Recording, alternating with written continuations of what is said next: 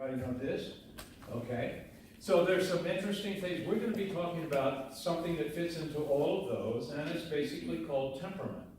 And we're calling it the basic elements, the earth, air, fire, and water. And there's a correspondence to current neuroscience research and brain chemistry that relates to these categories. And we'll talk about that at the end. So how does what we're going to talk about now not only resonate with earth, air, fire, water in nature, or earth, air, fire, and water? What do you do when you make a clay pot? What goes into a clay pot? Earth, air, fire, and water. So we're going to be working with that idea of the clay pot and looking at what's going on in our audiences. So one of the things that we know, if we use the metaphor of earth, air, fire, water, is that there are characteristics. There is both nature and nurture. So we're going to take a look at some of the detail of those characteristics, and as we go through it, we'd like you to see if you see yourself and how you see others in that, with the idea that once we begin to have a lens through which to view what might be going on in the audience, we have a possibility to go deeper and more nuanced into how we write copy and how we design workshops. So sound okay? Okay. So I'm going to start out with, we're going to go earth, air, fire. I'll just show you this little guy.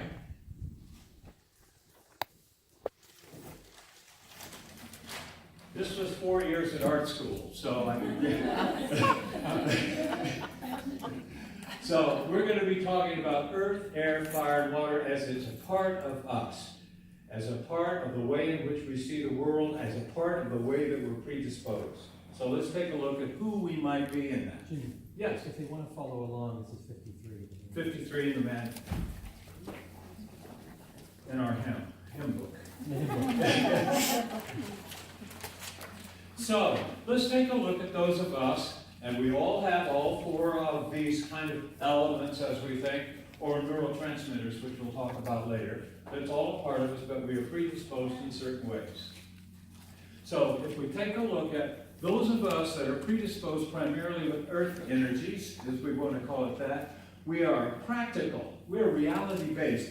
We have a high work ethic. We're really not terribly comfortable with those who arrive late, or those who are not interested in crossing T's and dotting I's.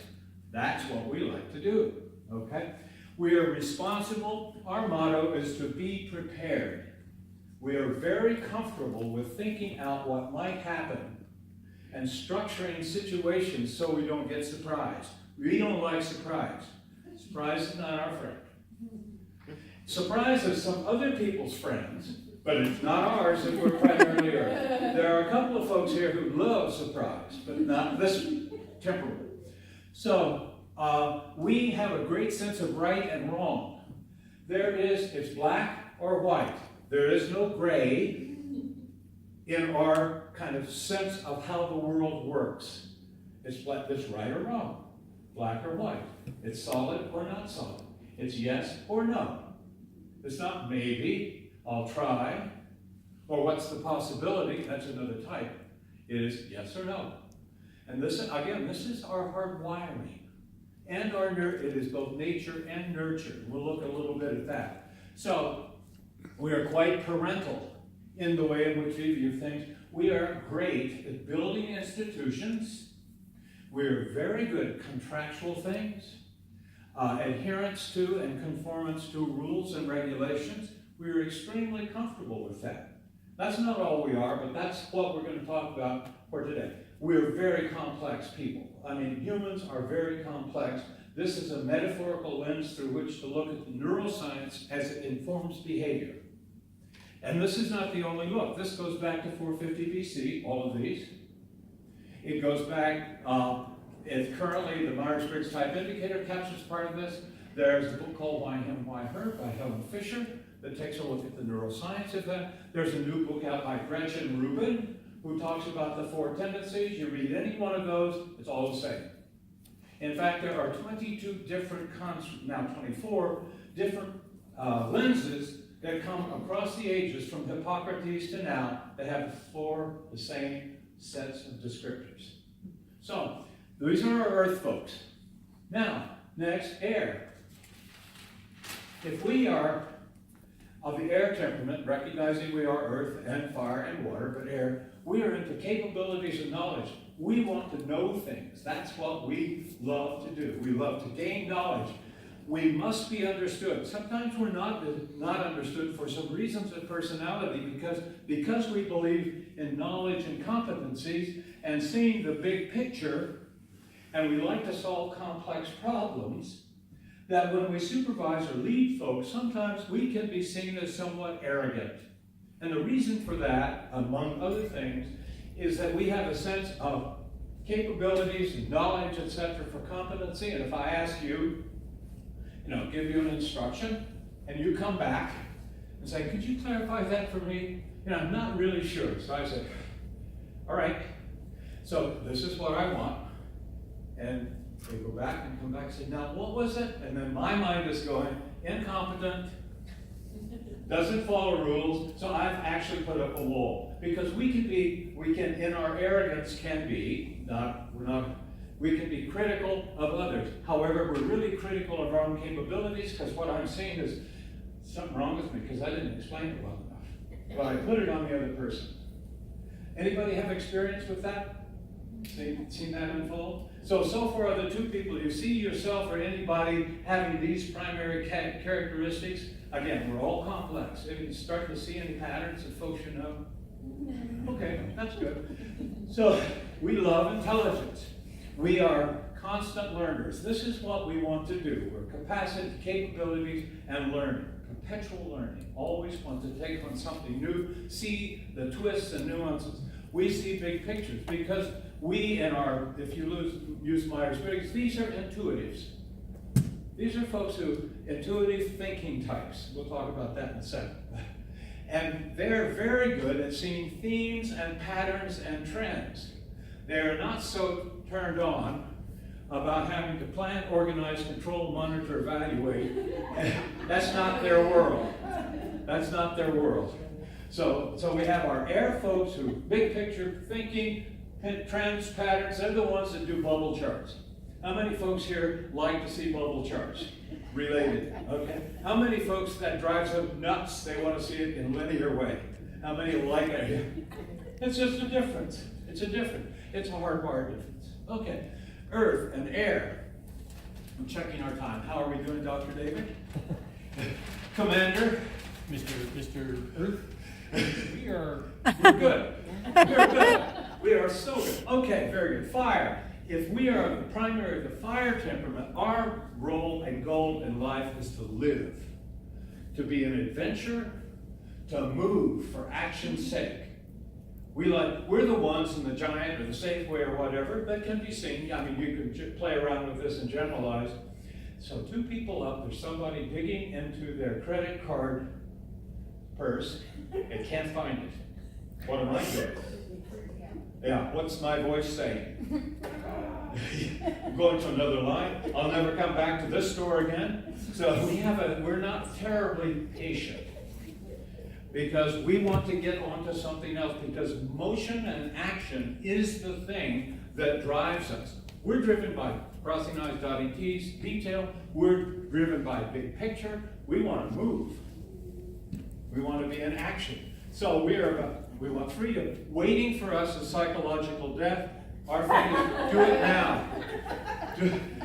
I'm waiting in line. My life is going before me, and what are you doing to my life? It happens. So today, we also are the ones that are predisposed to enjoying crisis. We're the ones you can send into, and I mean literally and figuratively, as firefighters and problem solvers. Does that track with experience you have with these temperaments? Yes. Firefighters and problem solvers. You can send these folks into a situation, and if they're sitting around talking about strategic planning 10 years out, or getting the contract out the door, and there's a problem, these guys are into action or they're going nuts. So if we start to play around with that, so you can see how conflict happens, even though we really do share a lot of the same biological capacities. We are all one and we are all distinct. at the same time. So, we like to crisis, bring it on, we test the limits. No, what happens for those, none of you, of course, would do this, but others might. If there's no crisis and the energy is a little down, what do? You make it happen. That's right. You can make it happen. You need the rush. We need the rush. We make it happen. So that's our friendly fire folks. Now, if we take a look at school systems, and the three that we've looked at so far, what kind of temperament are school systems in general? Earth. Plan, organize, control, monitor, teacher training, pedagogical, instructional systems, design, all of that stuff, right? So you have a student in the classroom. What do we got? ADHD. There's research that shows that if you look at some of the problems with ADHD, and I'm not a doctor, but if you look at some of the issues that come up and behaviors that show up, they can be linked to temperament, as well as a diagnosis that prescribes medicines, etc. So there's a new way, there's a way of thinking about this kind of behavior in those kinds of systems. So, earth and air, fire. Who's left? Okay. Pardon me? Water. All right. So, those of us that are primarily of the water temperament, we are into becoming. Our meaning in life is to find a meaning in life. Our purpose is to find purpose. Now, I wouldn't want to prejudge our Kripalu guests or those of us that work at Kripalu. My intuition is there are a lot of us in the room.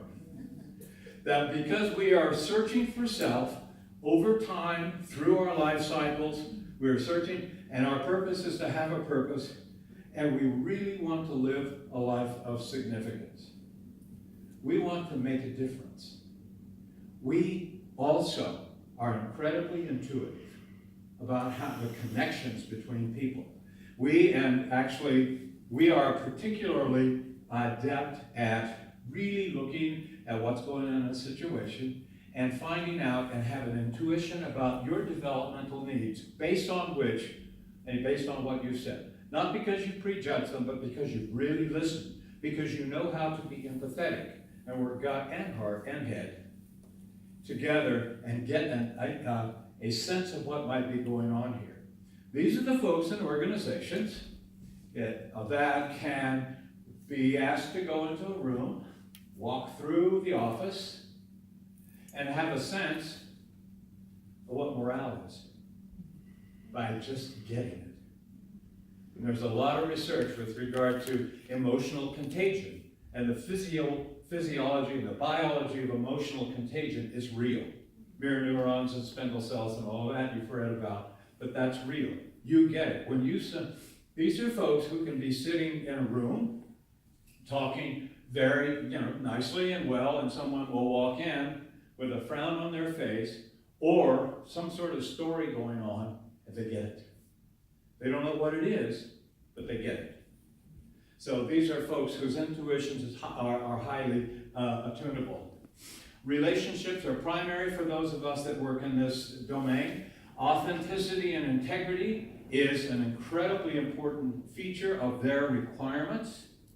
These are the folks that if someone is telling a lie or even a fib or kind of twisting or leaving something out, they know it. Anybody experience that? You know it. And if you say, well, how do you know? And you just know. And it is about their neurobiology, but we just know. So these are some categories that we look at: earth, air, fire, and water. We are also very big into affiliation and harmony, and we do see possibilities in people. So as we put this together and we take a look at this earth, air, fire, and water, and there are many models of personality, as you know. The Big Five and the DISC system and Enneagram and all of it. This is no better, no worse than any others, has a lens through which to look at. However, there is research, scientific research, that shows that in the earth dimension, plan, organize, control, monitor, evaluate, that these are folks who on the Myers-Briggs are in the category of SJ, sensing judging. And these are the folks whose neurobiological systems are predisposed, they have everything, but predisposed to serotonin. So these are the folks who are predisposed to operate from serotonin, and the serotonin component actually, Earth. Okay. Yeah, serotonin, Earth, right. Air, what we know about air, this in the Myers-Briggs dimension is intuitive thinking. So intuitive gut, thinking head, being able to do this, and they are good at the patterns. This is the group, if you looked at it from a neurobiological perspective, founded why him, why her. And oh, by the way, she did her research with chemistry.com to find out why people got married. Were there patterns to these folks who hooked up? And there are. But we'll talk to you about that next week. So, no, we'll tell you about that. There are patterns. But so, getting back to air, so these are the folks that, by and large, have testosterone as a driver. So if we take a look at fire, these are the folks who have dopamine. These are also known as the sensing perceiving group in the Myers-Briggs type indicator. Sensing, perceiving, and these are the folks who are driven. Dopamine is one of the higher ones. We all have all the chemicals. Dopamine happens to be one of the drivers here. And lastly, but not least, the water group, NF, intuitive feeling. In the intuitive feeling, folks, these are estrogen and oxytocin. And the fire is dopamine and oxytocin. So if you want to look at the biology of it's why him, why her, Helen Fisher, researched about 6 years ago, and you can start to track really the neurobiological dimensions of this. So those are the lenses. Now, let's think about, in your audiences, who might be out there? All of them. How many structure workshops do you I'm glad you're here. Okay, how do you structure it? So that's a very good question. So given the fact, and we're going to look at that as we go forward, and we'll look at it in terms of one of the first things is how do you reach these folks with your copy? And who is it that you want to reach? Now, if we are highly, and I'll play with this, if we're highly water, followed by maybe fire or whatever, because we don't just lead with one, we have two. We primary one, but we share another one. You could have water as a primary, and then air. Can fire and water go together? Yes. Yeah, you can be fire and water. Yes, you can, and that would be the ISFP, or ENFP, or INFP. Yes. So you can contain more than one? Oh, yes, you do. Can you have all four of them? Is it possible? Yes, we have all four, just in different tinctures. I don't know if that's a good word or not. Preference. Different levels of Yes, we do, because we can, and we also, when we take a look at the potentiality, when we're talking about